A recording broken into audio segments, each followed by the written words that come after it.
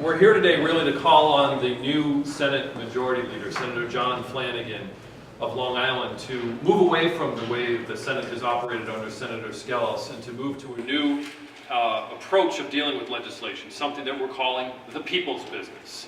We've heard this often in the last week after the allegations of the erstwhile Majority Leader Senator Skelos were made public that the Senate wants to get back to do the people's business.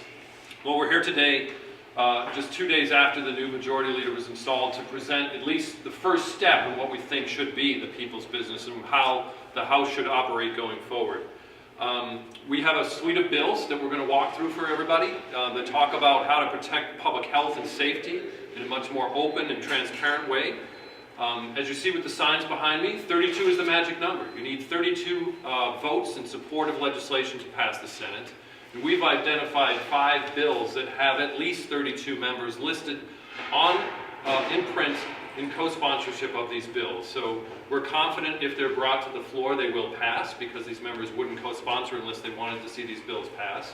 And we're asking for Senator Flanagan to bring these 5 bills to the floor next week to begin the business of doing the people's business. Really, what we're all asking Senator Flanagan to do is to walk the talk. He has said that he will represent all of New York State, and if you look at these bills and the co-sponsorships of these bills, they represent a cross-section of all New Yorkers. One bill in particular, the Child Safe Products Act, has Senator Kathy Young from Buffalo.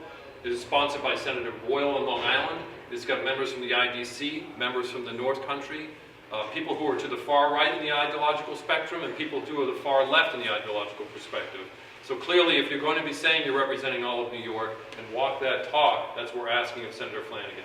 He knows that the public confidence has been shaken to the core by legislators and legislative leaders who are making decisions, apparently, that are based on whether their family or campaign contributions will profit.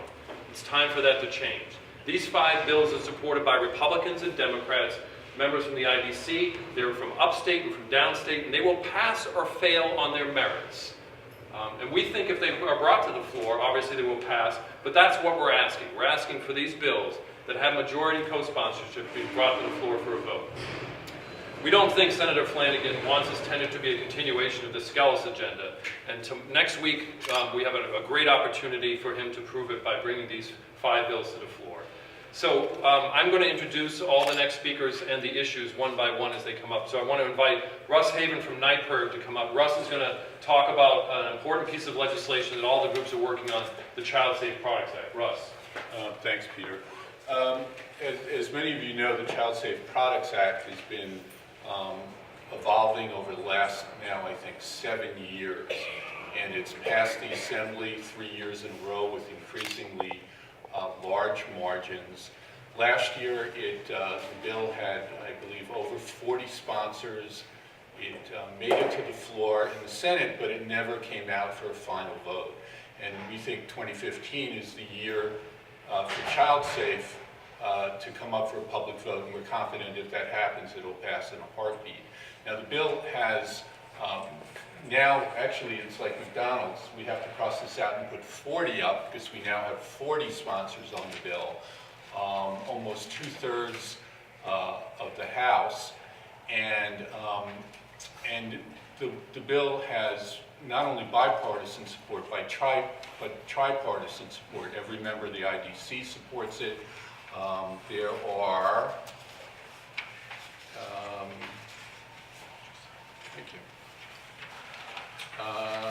We have 11 members of the Republican conference, plus Senator Felder, who caucuses with the conference, on board, as well as the 5 IDC and broad Democrat support. So there's more than, well more than enough to pass this bill. And as you know, the legislation will protect children. It will ban a number of the most toxic chemicals from children's products. And then begin a listing process where the public will know what toxic chemicals that aren't banned are in those products, and also put pressure on manufacturers to begin to remove, with safe substitutions, those other toxic chemicals. So it's way past time. There's many, many groups that support this in the public health, environmental, consumer protection, civic groups, breast cancer groups, And we think this is the year it's going to happen, and we look forward to it coming to the floor. Thanks, Russ. So next up and joining us is Kate Hudson, who's with the environmental organization Riverkeeper. Kate's going to talk about legislation that deals with the treatment of waste from fracking operations and treating it just like we would treat hazardous waste. As you all saw yesterday, late in the afternoon, the governor, through the DEC, released the final supplemental generic environmental impact statement. But a key issue here for New York State is what do you do about fracking waste that's either generated through low volume fracking or is generated out of state. So Kate talks about hazardous waste loophole, which again, just like other bills, we're now up to 34 co-sponsors on this bill and moving. So. Thank you very much, Peter. I am here today to call on Senator Flanagan, who now has the opportunity to prove himself a leader who will honor the concerns of New Yorkers and their elected representatives and allow key bills, including this bill, which have a majority of senators indicating their support, to come to an up and or down vote on their merits. And in particular, we want to focus today on the hazardous waste loophole bill.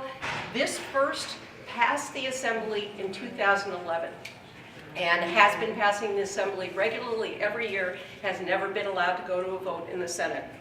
This legislation, supported by a majority of state senators, will level the playing field for all businesses in New York that handle hazardous waste, instead of giving a free pass to the oil and gas industry, and particularly fracking waste. This will also serve to this bill, eliminating this loophole and requiring that fracking hazardous waste be tracked and handled and disposed of in the same manner as every other form of hazardous waste generated by every other business or industry in New York that is required to do this, would protect our water and our communities from harm from the mishandling and improper disposal of this waste.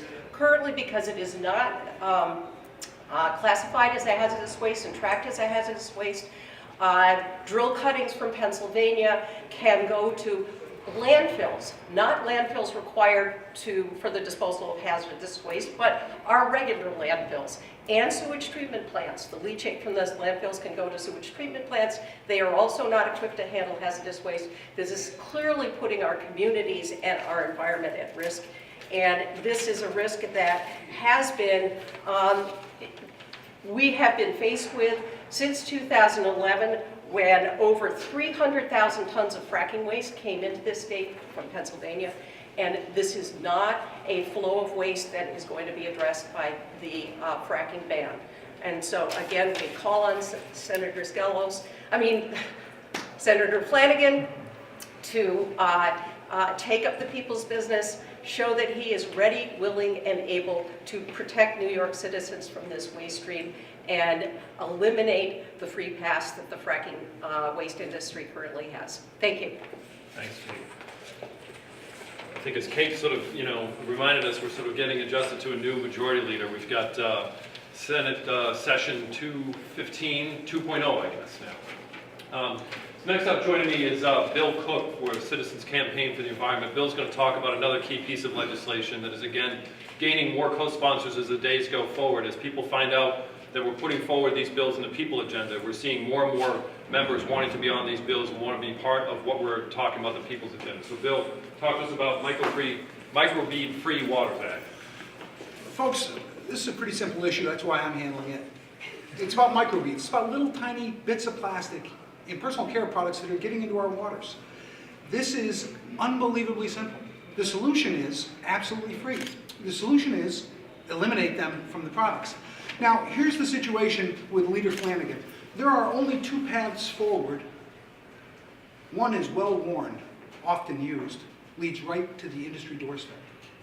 The other path, seldom used, less worn, leads to representing the people and our natural resources.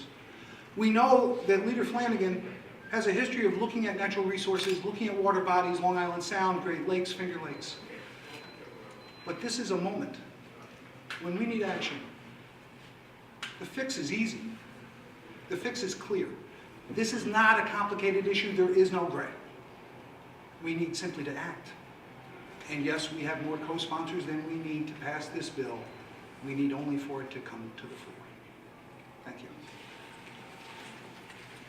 So thanks. Just before I sort of wrap up and we start taking questions, there are two other bills that we've identified in our review. The first bill is in Senate Print 1945, and it's been idle since 2012, but the legislation currently has 41 co-sponsors, and it would actually require the licensing of people who are engaged in design, construction, and operation, inspection, and maintenance of elevators. So we think that bill, no pun intended, deserves an up and down vote. Thanks.